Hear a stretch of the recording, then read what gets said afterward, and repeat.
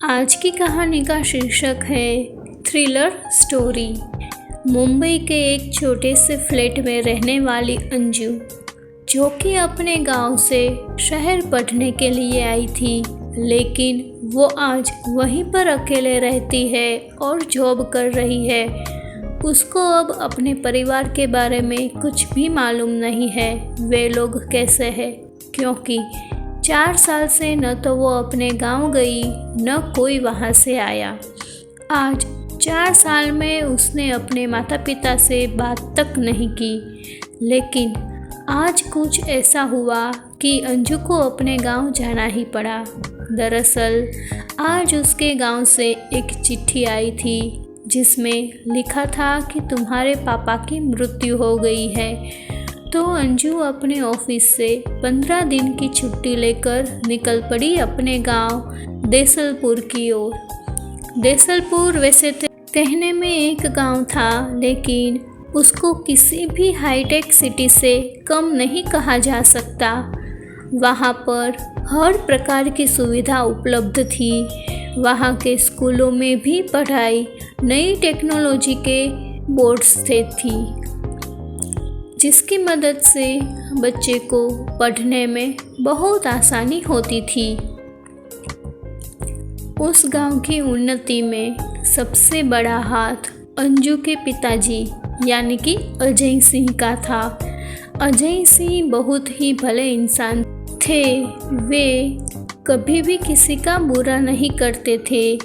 करना तो क्या है, वो किसी के बारे में बुरा सोचते भी नहीं थे। अंजू जब वहां पहुंची तो उसने अपने पिता की बॉडी को देखा।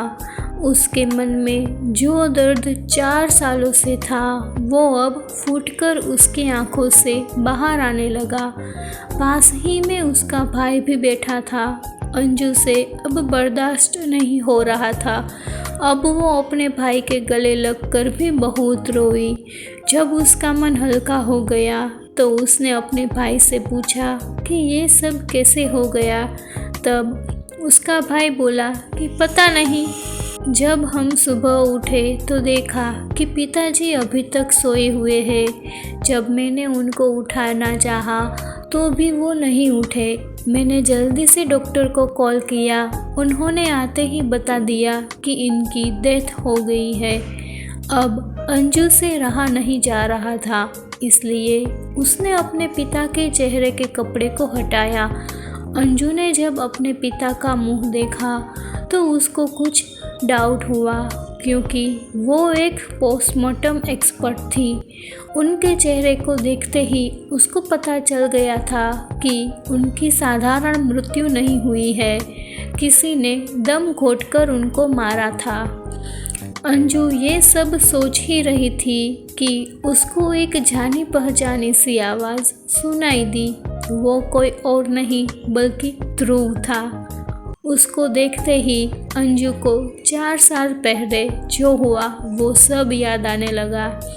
जब अंजू के पिता ने आगे की पढ़ाई के लिए अंजू को शहर भेजा तो उसने वहाँ से साइंस की पढ़ाई शुरू की। शहर में वो जहाँ रहती थी उसी के पास के फ्लैट में ध्रुव रहता था। अब साथ में फ्लैट होने के कारण दोनों में बातचीत होने लगी। कुछ समय बाद दोनों की दोस्ती भी हो गई, और दोस्ती को प्यार में बदलने में तो समय तो लगता ही नहीं। एक दिन ध्रुव ने अपने प्यार का इजहार कर दिया, और अंजू भी तो यही चाहती थी, इसलिए उसने हाँ कह दी। अंजू को पता था कि उसके पिता उन दोनों की शादी को नहीं मानेंगे, तो उसने ध्रुव से कोर्ट मैरिज कर ली। फिर उसके बाद अपने पिता को शहर बुलाकर बताया। जब अजय सिंह को इसके बारे में पता चला तो वो अपनी बेटी से बहुत नाराज़ हो गए, और हो भी क्यों ना, उसने अपनी बेटी को पढ़ने के लिए शहर भेजा था, ना कि शादी करने के लिए, वो भी किसी अनजान लड़के से। उसके इस फैसले से अजय सिंह बहुत नाराज़ हुए और अपनी बेटी को कभी न देखने का प्रण लेकर वो शहर से वापस आ गए। उसके बाद अजय सिंह ने अंजू से फिर कभी बात नहीं की। अब 1-2 साल में ही अंजू की नौकरी लग गई और ध्रुव भी एक डिटेक्टिव का असिस्टेंट बन गया। एक बार मुंबई में बहुत ही तेज़ बारिश हो रही थी तो अंजू हॉस्पिटल में ही फंस गई। तब उसने ध्रुव को कॉल करके बताया कि तेज बारिश की वजह से वो शायद आज रात घर नहीं आ सकेगी। लेकिन कुछ समय बाद हॉस्पिटल के एक सहकर्मी ने उसको कहा कि मैं तुमको घर छोड़ दूंगा। कुछ समय बाद अंजू घर पहुंच गई और उसने दरवाज़ा खटखटाया। ध्रुव ने दरवाज़ा खोला और अंजू को देखकर उसके चेहरे पर अजीब सी घबराहट हो गई। जब वो बेडरूम की तरफ बढ़ने लगी तो ध्रुव ने उसको रोकना चाहा, लेकिन अंजू नहीं रुकी और जब वो वहाँ गई तो उसने देखा कि एक लड़की उसके बेड पर उसके ही कपड़े पहनकर सोई है। अंजू को बहुत ही गुस्सा आया और अगले दिन उसने ध्रुव का घर छोड़ दिया और अपनी एक सहेली के घर रहने चली गई। ध्रुव ने उसको बहुत समझाना चाहा पर वो कुछ सुनने को तैयार ही नहीं थी। आज 2 साल बाद जब उसने ध्रुव को देखा तो उसे लगा कि अब उसकी बात सुननी चाहिए कि उस रात क्या हुआ था। ध्रुव ने उसको बताया कि जब उसका फ़ोन आया उसके कुछ देर बाद एक लड़की ने दरवाज़ा खटखटाया। जब मैंने दरवाज़ा खोला तो सामने मेरी एक दोस्त थी जो पूरी तरह से भीगी हुई थी। मैंने उसको अंदर बुलाया और उसको कपड़े चेंज करने के लिए तुम्हारे कपड़े दिए और अपने बेडरूम में सोने को लिए कह दिया और मैं बाहर सोफे पर सोया था। लेकिन तुमने कभी मेरी पूरी बात सुनी ही नहीं और जल्दबाजी में फैसला ले लिया मुझसे दूर होने का। मैंने तुमको बहुत फ़ोन किए पर तुमने कभी मुझसे बात नहीं की। फिर दोनों एक दूसरे के गले मिले और रोने लगे। अंजू ने ध्रुव से अपने बर्ताव के लिए माफ़ी मांगी और ध्रुव को अपने पिता की मृत्यु के बारे में बताया। फिर अंजू के कहने पर ध्रुव ने पुलिस को बुलाया और बॉडी को पोस्टमार्टम के लिए भेज दिया। अंजू का शक सही निकला।